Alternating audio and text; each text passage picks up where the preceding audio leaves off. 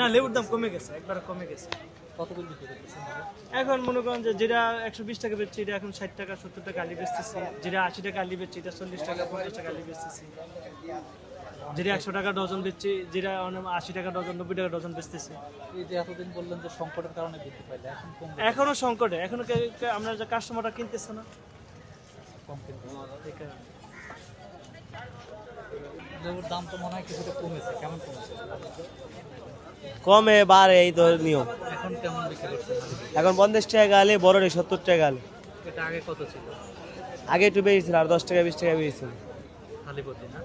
হ্যাঁ।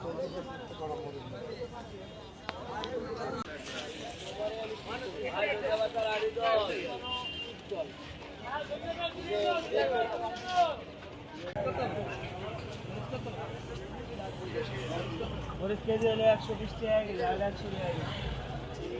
100 রাখো কত? 120 টাকা এটা কারণ বুঝছি তো 10 টাকা লাগে।